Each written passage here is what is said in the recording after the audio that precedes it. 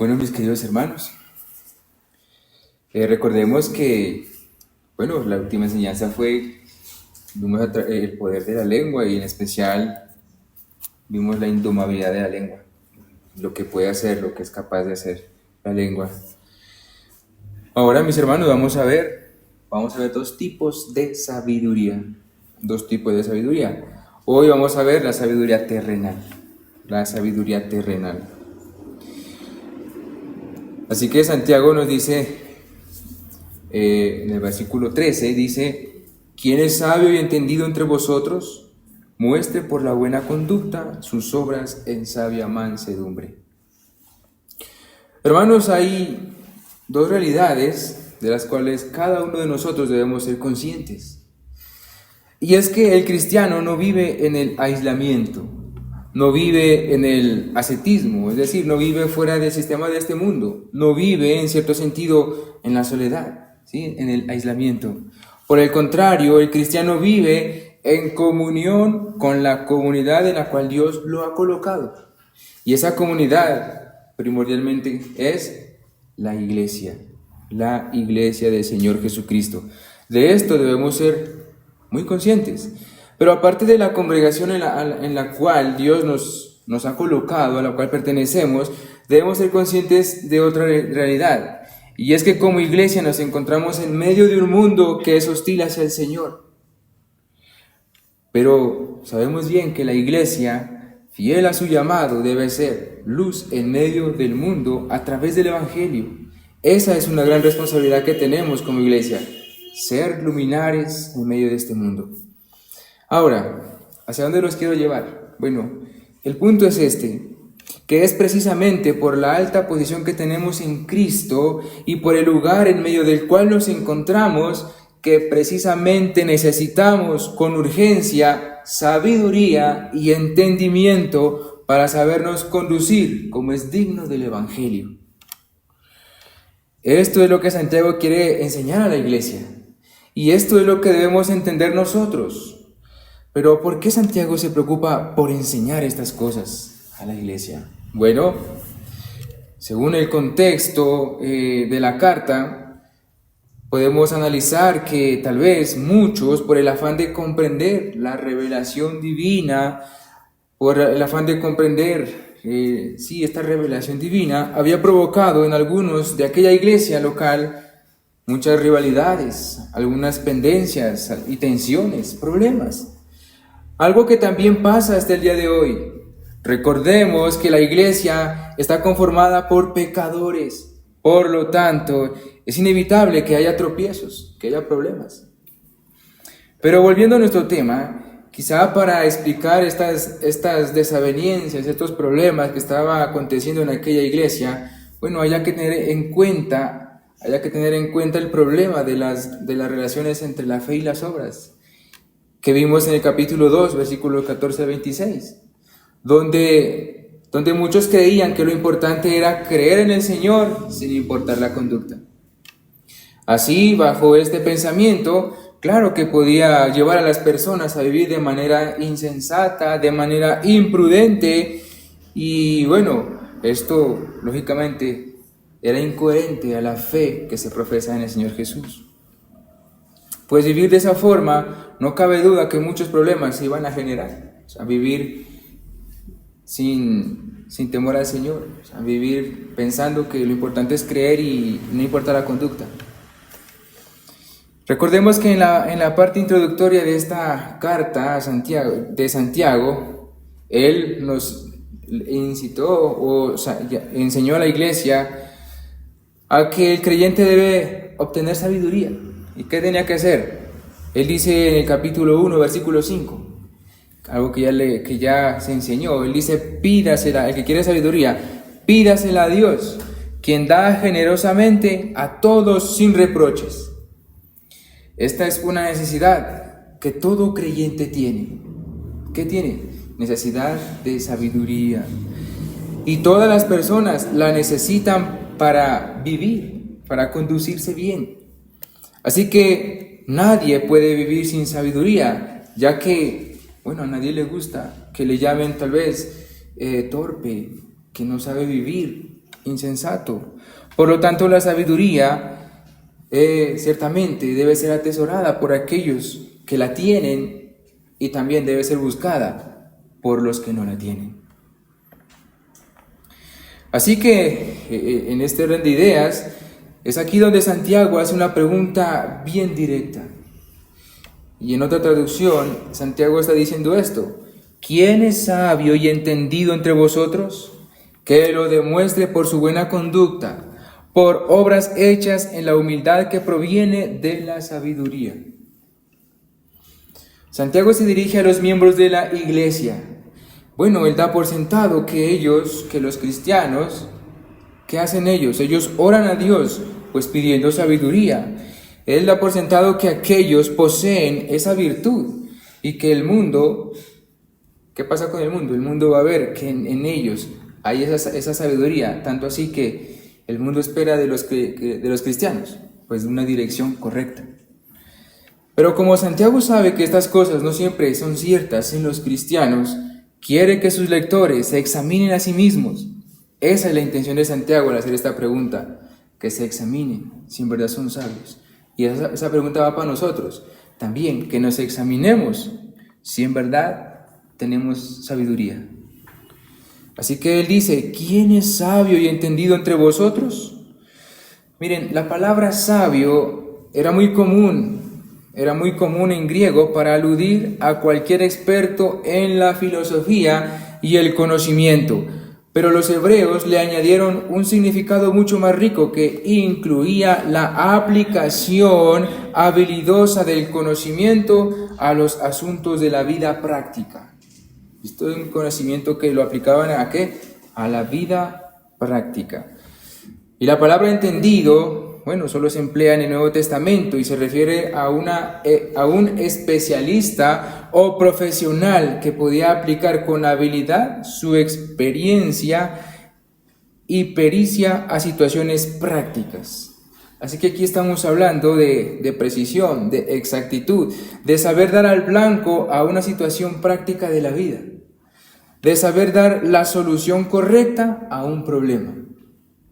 Teniendo en cuenta estos conceptos, Santiago pregunta aquí, prácticamente lo que Santiago está preguntando es: ¿quién tiene habilidad verdadera en el arte de vivir la vida?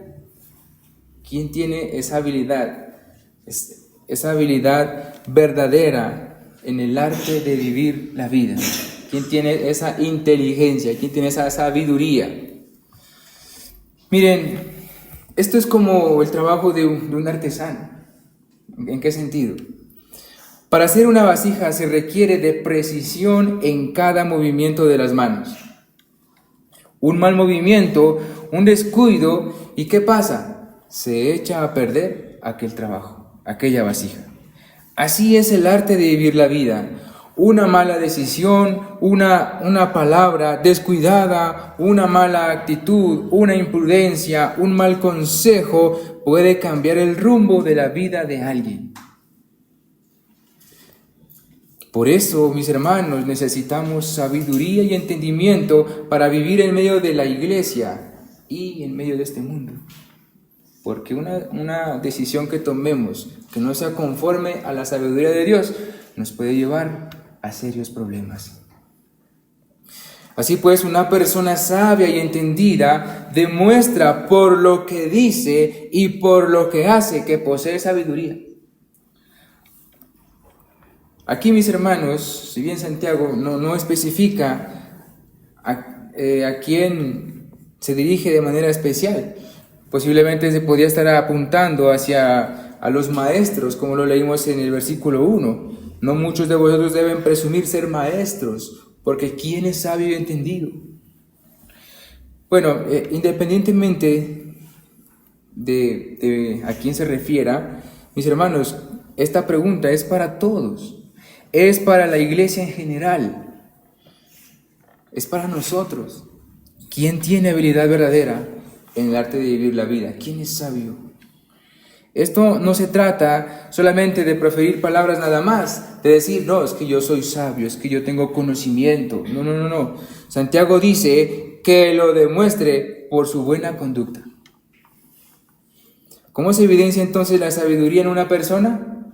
Bueno, en la conducta, en la vida diaria, en lo que habla, en lo que hace, en los asuntos y problemas que se presentan diariamente. En eso se manifiesta que tiene sabiduría o no la tiene. Santiago califica el término sabio con la palabra entendido, las dos, quien es sabio y entendido. Esto significa que una persona sabia también tiene experiencia, una persona sabia tiene conocimiento y a la vez habilidad. La sabiduría consiste entonces, en otro término, en tener perspicacia y pericia, es decir, habilidad, destreza para llegar a conclusiones correctas. Bueno, se preguntarán, bueno, ¿y qué es la perspicacia?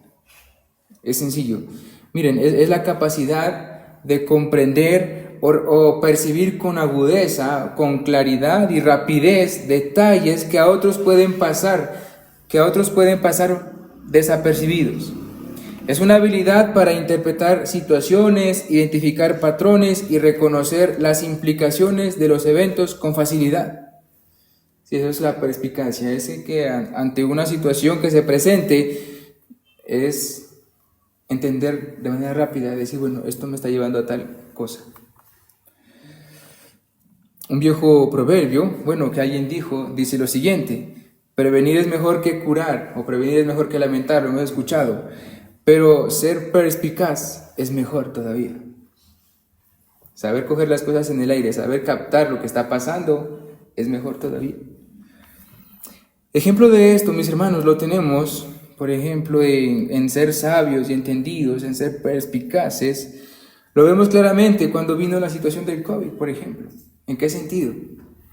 Bueno, allí, por ejemplo, había una situación muy seria.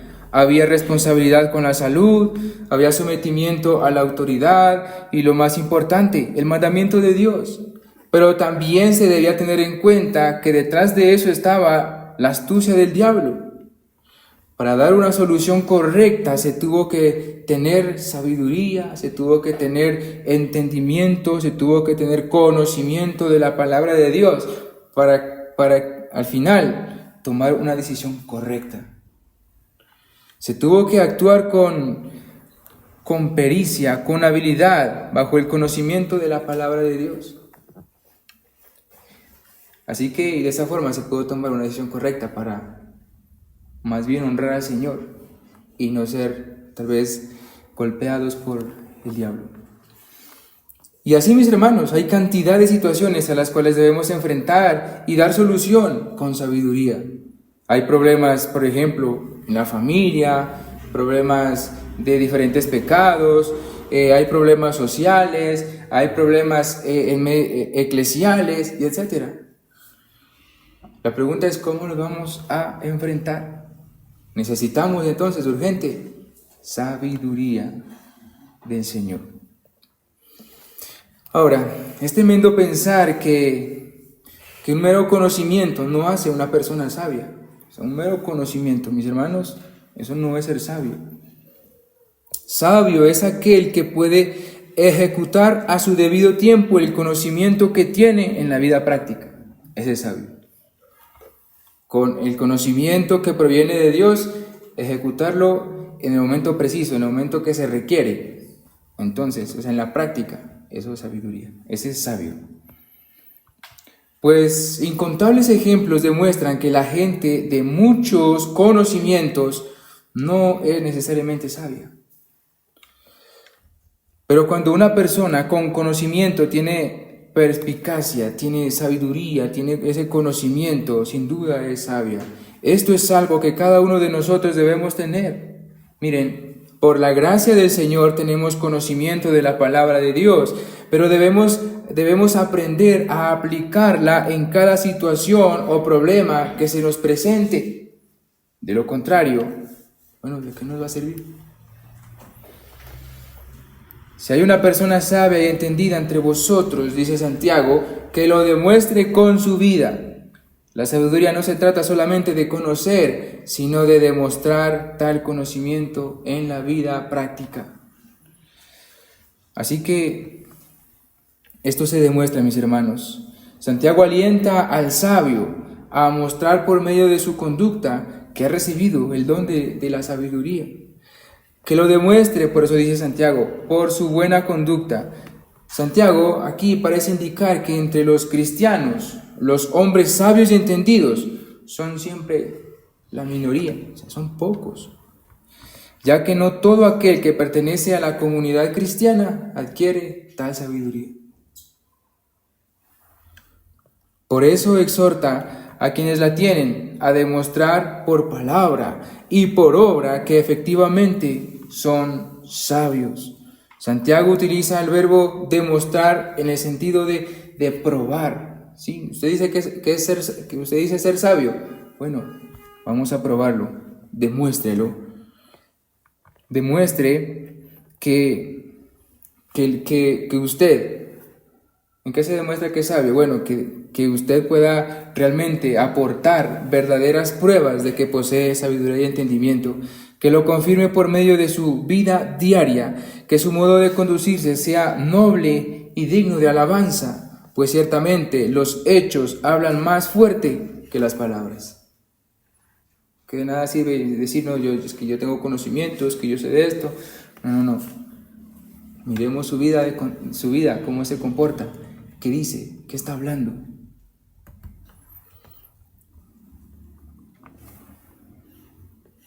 Así que bueno, ¿cuáles son las obras que el hombre sabio y entendido demuestra o debe demostrar? Son las que se hacen con un espíritu humilde, con un espíritu amable, controlado por un espíritu de sabiduría, de la sabiduría celestial.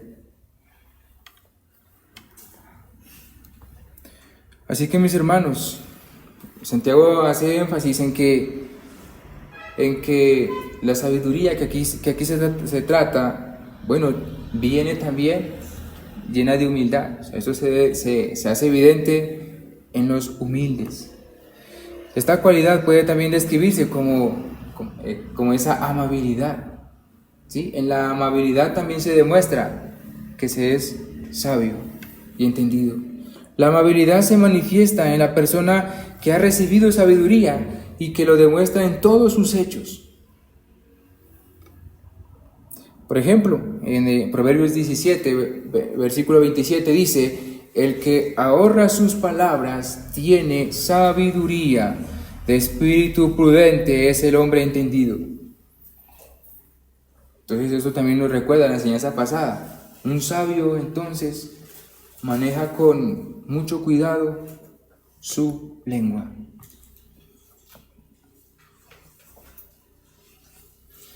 Así que mis hermanos, esta pregunta también es para nosotros. ¿Quién es sabio y entendido entre vosotros? Recuerde que eso se ve en su conducta, en sus palabras, en su humildad, en su amabilidad, en su servicio, en el trato con los demás. Para ser sabios y entendidos, mis hermanos, hay que mirar a la fuente de sabiduría, que es nuestro Señor Jesucristo. Es Él la sabiduría a quien debemos mirar para que nosotros podamos ser esos sabios, para que de esa forma nuestra conducta sea verdaderamente sabia. O sea, pues Santiago recalca que la verdadera sabiduría se demuestra en la vida. Es sabio quien vive dejando que el amor de Dios sea el que determine su obrar.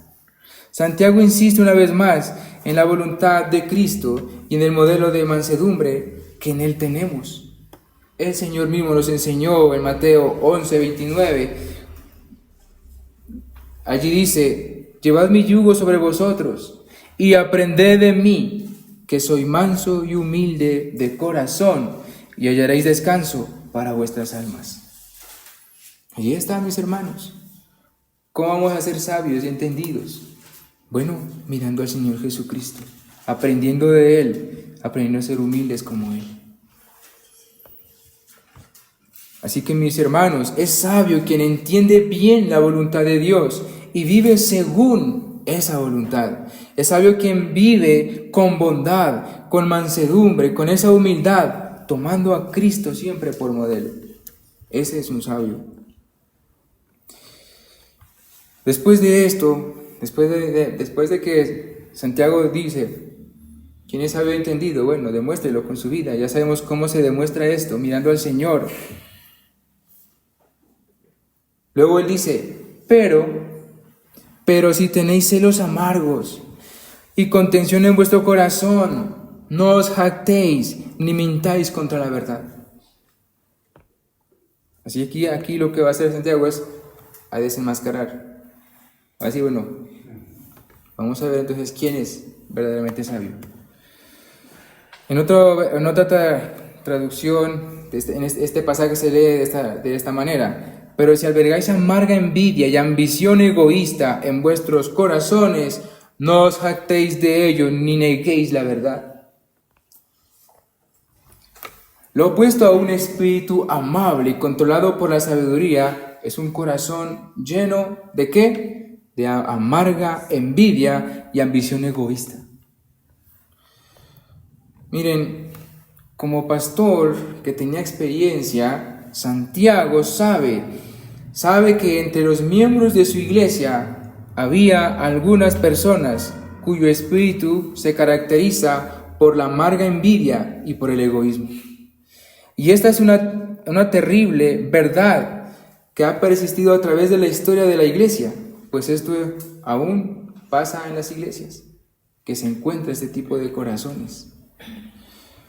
Como pastor, Santiago sabe la condición espiritual de sus lectores, sabe que si continúan teniendo envidia y egoísmo, serán consumidos, no van a avanzar, se van a quedar en un estado de condenación. Así que Santiago describe los celos o envidia con el adjetivo amargo. Si tenéis celos amargos.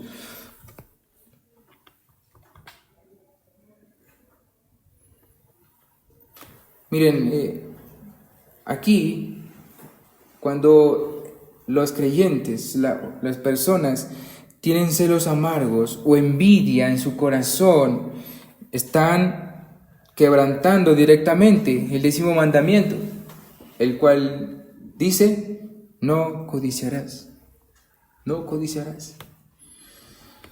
Así que cualquiera que podía tener algún tipo de amarga envidia, algún tipo de codicia, pues eso era pecado.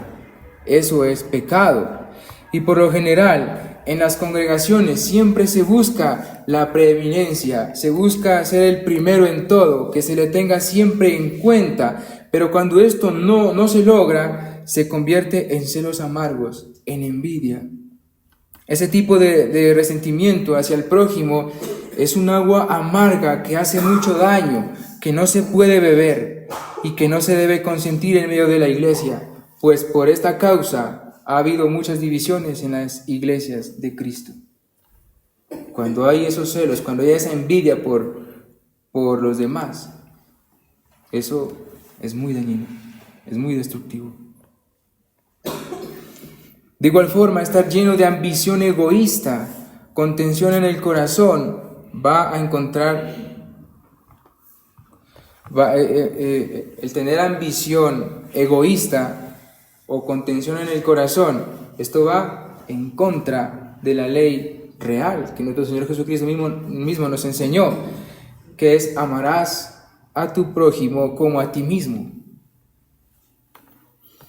¿Y qué significa contención en vuestro corazón? Bueno, se refiere a procurar el bien egoísta y es el tipo de ambición que engendra antagonismo y divisiones. La palabra griega llegó a describir a contendientes en política que estaban motivados por su egoísmo para cumplir sus intereses personales a cualquier costo, así tuvieran que pisotear a los demás. Así que ese tipo de cosas no eran para nada buenos en medio de la iglesia y jamás lo serán. La envidia, el tener celos amargos, el buscar la preeminencia, o sea, eso es fatal, terrible. ¿Por qué? Porque siempre busca, por buscar ser el primero, degrada siempre a los demás, a los que tal vez el Señor les ha dado cierta gracia.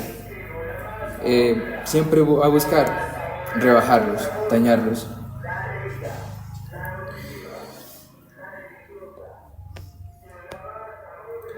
Así que Santiago dice, no os jactéis de esas cosas. Es decir, no os regocijéis en ello, que no se sientan orgullosos o triunfantes sobre ese tipo de pecados. No se sientan triunfantes de aquella amarga envidia y ambición egoísta.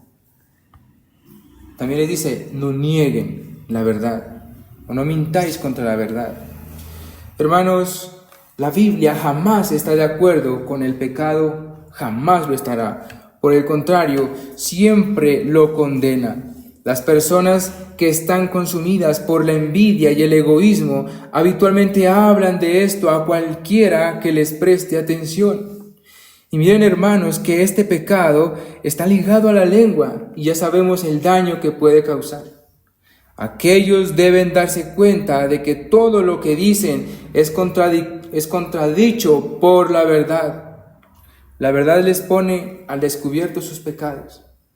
O sea, cuando las personas empiezan a criticar hacia sus antagonistas, hacia aquellos que tienen envidia, esto empieza, la palabra lo reprocha, o sea, nunca está de acuerdo. Y cuando ellos empiezan a hacer este tipo de cosas, inmediatamente están contradiciendo su fe. Están contradiciendo a la palabra de Dios. Están mintiendo contra la palabra del Señor. Cada vez que abren sus bocas para ventilar sus sentimientos, se engañan a sí mismas. Cuando Pablo advierte a los efesios en contra de contristar al Espíritu Santo, les dice que deben librarse de toda amargura. Eso lo vemos en Efesios 4:31. Quítesen de vosotros toda amargura, toda envidia. Esto significa que el corazón que alberga amarga envidia y ambición egoísta carece de sabiduría celestial.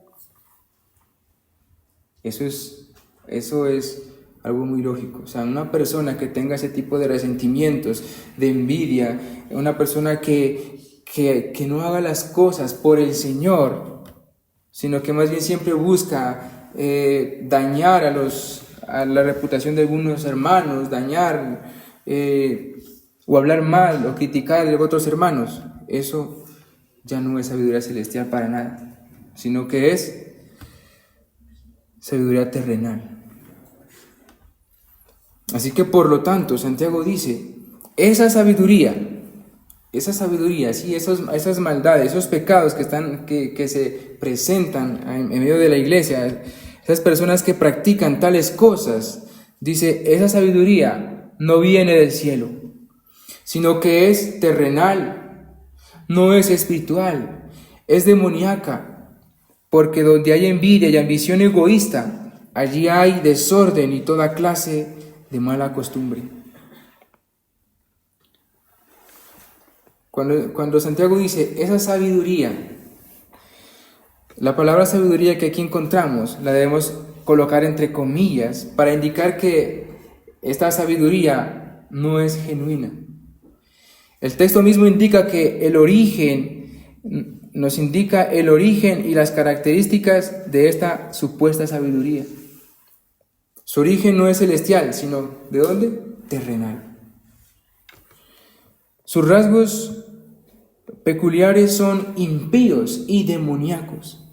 Y es triste ver cómo este tipo de sabiduría es empleado en medio de las congregaciones, pues cuando hay antagonismo, cuando hay rivalidad, cuando hay envidia, se usa este tipo de inteligencia para mal, para destruir, para dividir.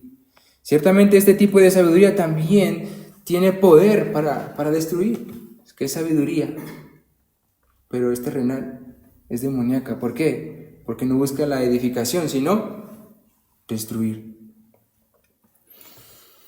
Los que practican tal sabiduría lo hacen a partir de una palabra mal interpretada, por ejemplo, o de un gesto inconsciente de algún hermano, o de un desliz, o cualquier cosa usan para desacreditar al hermano que lo mira más bien como un rival. Entonces miren la sabiduría terrenal, la sabiduría diabólica a lo que lleva, que usa cualquier cosa, un gesto de un hermano, o tal vez un error, un desliz que él hizo, o un comentario tal vez, y todo eso lo puede tornar para acabar, para destruir, para dividir. Vemos, mis hermanos, que Santiago usa un lenguaje fuerte para describir el contraste absoluto entre la sabiduría que se origina en el hombre y la que viene de Dios. Y miren, hermanos, el creyente que es realmente sabio, ¿qué hace él? El verdadero sabio ora continuamente a Dios en nombre de Jesús. Por medio de la oración se mantiene en comunión con la fuente de la sabiduría, pues Dios mismo da generosamente a todo aquel que le pida. Eso hace el cristiano, siempre ora: Señor, dame más sabiduría, dame más dirección, dame más claridad. Pero lo contrario a esta sabiduría que es de Dios, ¿cuál es? Es igualmente cierto. Miren, sin fe y oración, una persona nunca puede obtener verdadera sabiduría. Las palabras que proceden de la envidia y de la ambición egoísta exhiben una falsa sabiduría que se origina en el hombre y no en Dios. Este tipo de sabiduría no viene del cielo, sino que es terrenal, sale del hombre.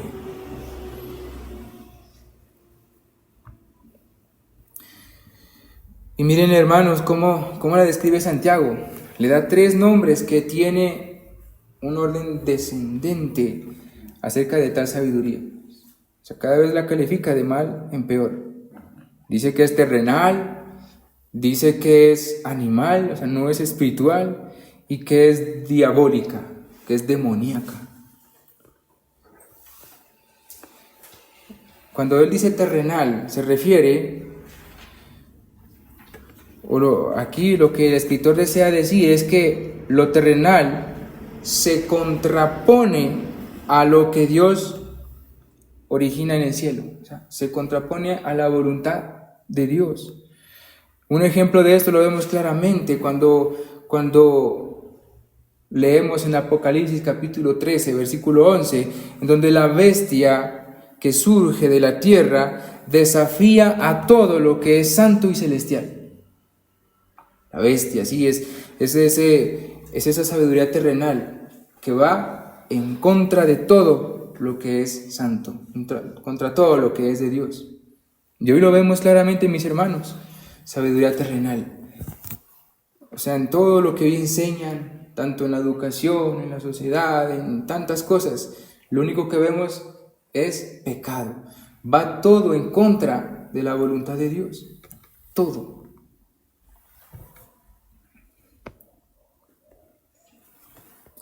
Así que esto es fácil de concluir. O sea, si el Espíritu de Dios que conduce a la sabiduría está ausente de los asuntos terrenales, ¿qué es lo que va a haber entonces?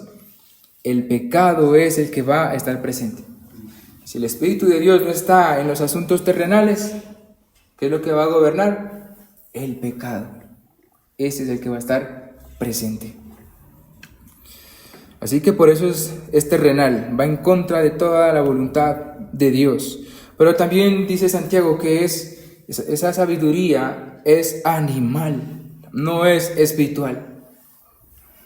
En su primera epístola a la iglesia de Corinto, Pablo analiza la sabiduría que el Espíritu de Dios enseña.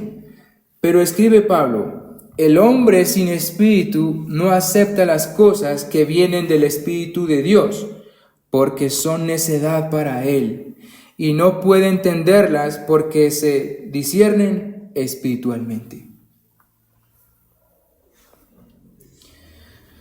Así que miren, las cosas espirituales se han de discernir ¿cómo? Espiritualmente.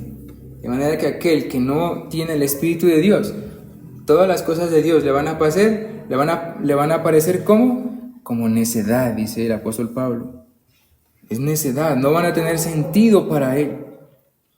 Imagínese, hermano, ¿cómo será el obrar? ¿Cómo será el obrar de aquel que está sin el Espíritu de Dios? ¿Cómo va a ser su obrar? Él no puede entender el amor al prójimo. Él no puede entender el amor de Dios. Por lo tanto, su único enfoque es su propio bienestar, sentirse bien él, ganar él, aunque termine perjudicando a otros. Por eso dice animal. ¿Cómo vemos cómo es la naturaleza en los animales? O sea, ellos siempre buscan saciarse y ya. Acá es lo mismo. O sea, una persona que esté sin el Espíritu, que no tenga la sabiduría celestial, siempre va a buscar complacer su corazón, sentirse bien él, aunque a los demás termine perjudicándolos.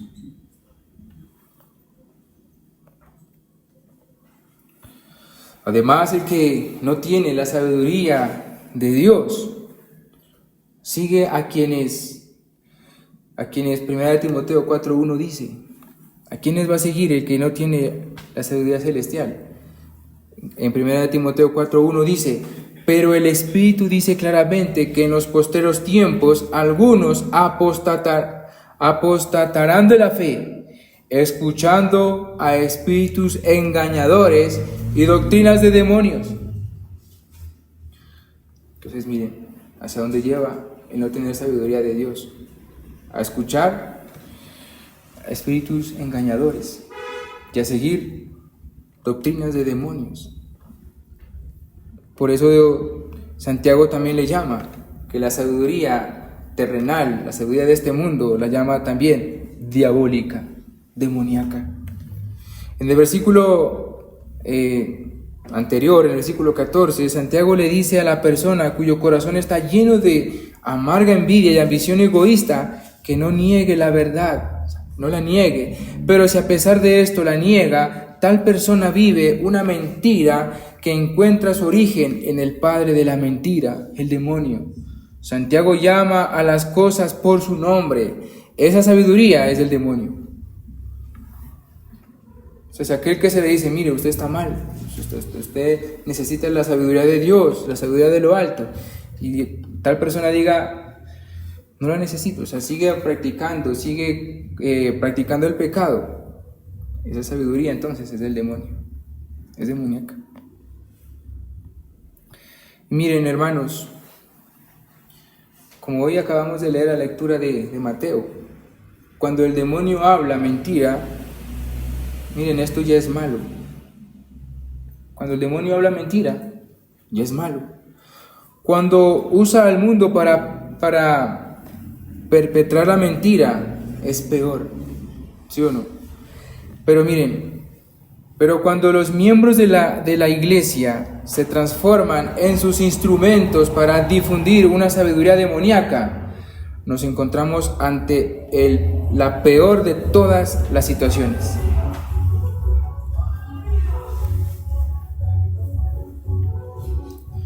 ¿Sí, mis hermanos? Miren, el mundo esparce con facilidad la sabiduría terrenal, eso lo vemos. Y no es de sorprendernos, pues el mundo está bajo el poder del maligno.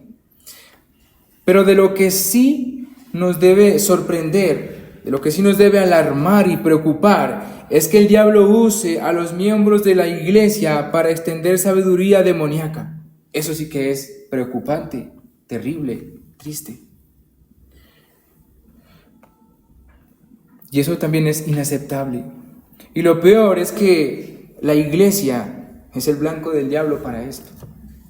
O sea, si viene el diablo para extender su sabiduría demoníaca en el mundo, bueno, pues el mundo es de él, o sea, está bajo el maligno de él. Pero lo que sí busca el diablo es infiltrarse en las iglesias. ¿Y a quién usa para dañar, para dividir, para acabar? A los miembros de la iglesia.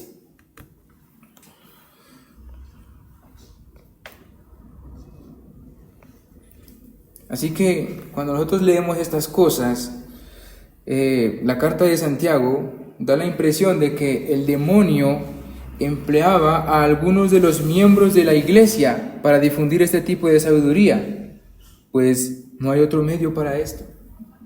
O sea, ¿a quién va a usar el demonio para para causar divisiones, para que haya desorden. ¿A quién va a usar? Pues a los miembros de la iglesia. Santiago comprueba esto porque era muy evidente, pues él dice claramente en el versículo siguiente, dice: porque donde hay envidia y ambición egoísta, allí hay desorden y toda clase de mala costumbre.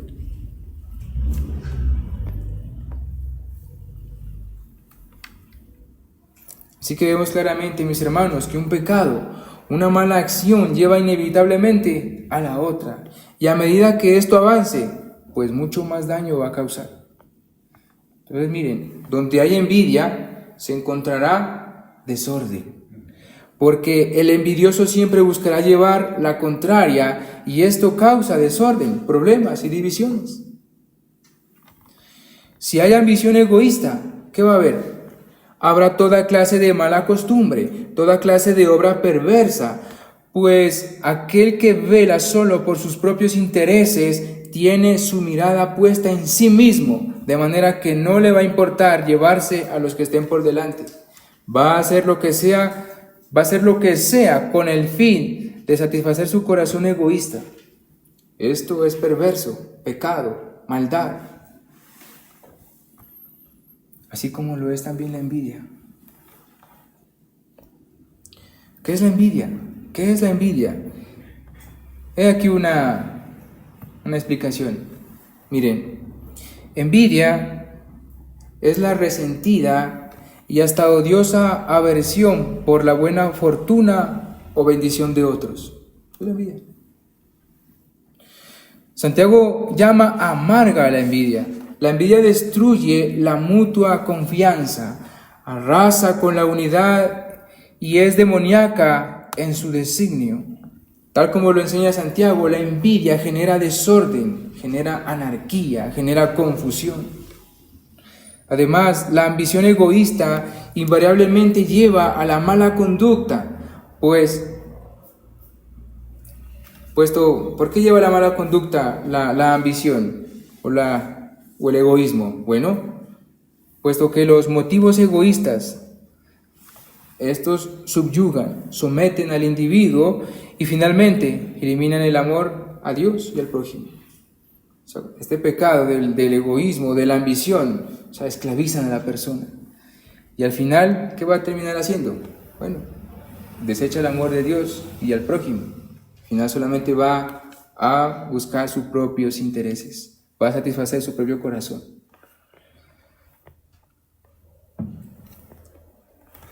Desde un punto de vista, mis hermanos, la ambición es una fuerza que es buena, que busca promover el bienestar de otros. Es buena, una ambición cuando busca el bienestar de otros, cuando uno dice, bueno, yo deseo ayudar más a la iglesia, yo deseo que ellos crezcan más, sí, yo deseo aportar más para la iglesia. Pero cuando se vuelve egoísta, cuando esa ambición no es para los hermanos, sino que solamente es para uno, ¿qué dice?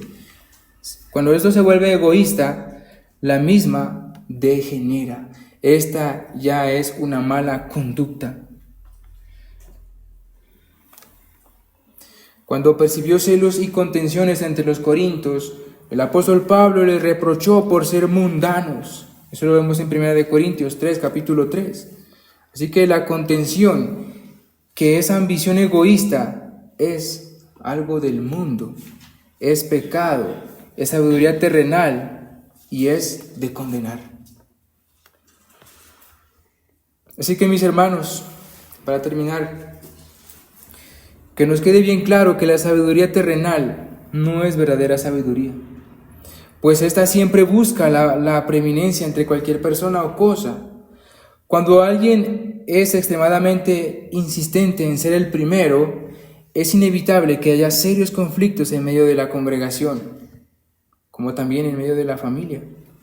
Por ejemplo, miren, cuando permitimos que la envidia y el egoísmo entren en la familia, pronto encontramos que la estabilidad del hogar queda seriamente amenazada. Entonces el hogar queda lleno de tensión, lleno de angustia y de incertidumbre. Esto hace que el padre, la madre y los hijos estén inquietos, que disminuya su testimonio cristiano y se debilite su bienestar espiritual, pues eso hace el pecado. Y la palabra nos enseña que una casa dividida no va a prevalecer, no prevalece. Así también pasa esto en la iglesia. Cuando hay antagonismo, cuando hay envidia, cuando se busca ser el primero, mis hermanos, esto va a generar tropiezos, va a generar divisiones. Tomemos a María como ejemplo. Miremos lo que pasó con el caso de María. Ella creó fricciones inesperables en el círculo familiar de Moisés al insistir en ser la primera en Israel. Ella buscaba ser la primera. La fricción que ella causó en su familia y en su comunidad no es diferente a la que es creada hoy en día por los conflictos de personalidades que encontramos entre miembros de la iglesia. Estos problemas impiden seriamente la eficacia de muchas congregaciones en su ministerio. Cuando uno busca siempre buscar el primer puesto o ser halagado y tantas cosas, ¿qué va a pasar? Siempre va a buscar la manera de verse él beneficiado y a los demás la manera de opacarlos. Así que para encontrar paz en la familia y en la iglesia, debemos lograr la reconciliación, confesando el pecado, abandonando la ambición egoísta y orando por la misericordia, por el amor y la paz del Espíritu de Dios. Y ante todo, mis hermanos, miremos a Cristo y hagamos lo que Él nos dice en Mateo 11:29, lo que leímos. Aprended de mí, dice el Señor, que soy manso y humilde de corazón, y hallaremos descanso para nuestras almas. Así que el Señor nos ayude a desechar todo tipo de sabiduría terrenal, pues no es buena, va en contra de la voluntad del Señor. ¿Y cómo la vamos a detectar? ¿Cómo vamos a detectar cuando estemos cayendo en el terreno de la sabiduría terrenal? Miren, es bueno que examinemos siempre nuestro proceder en nuestra vida diaria. Cuando empecemos a hacer las cosas basadas solo en nuestro bienestar, cuando buscamos solo el reconocimiento, los halagos y empezamos a tener envidia de los que nos presiden, de los que van delante de nosotros, hagamos un pare inmediatamente. Meditemos, reflexionemos y examinémonos y vayamos al arrepentimiento, pues tal sabiduría es terrenal, es egoísta, va en contra del Señor y es demoníaca. Nosotros debemos servir al Señor y no al diablo. Nosotros estamos llamados a manifestar la sabiduría celestial, que es una sabiduría que nos lleva, que la demostramos en nuestra conducta, al ser amables con nuestros hermanos, al ser serviciales con nuestros hermanos. Pero mis hermanos, que nosotros no seamos instrumentos del diablo para que cojamos la sabiduría terrenal y tal vez la esparzamos en la iglesia. Que el Señor nos guarde de ese tipo de pensamiento, de ese tipo de pecado, de ese tipo de sabiduría. Y Dios mediante, en la próxima enseñanza vamos a ver la sabiduría celestial, aquella que necesitamos para nuestra vida diaria, para aquella que necesitamos como congregación, para que de esa forma podamos hacer todo lo contrario a la sabiduría terrenal. Amén. Oremos al Señor.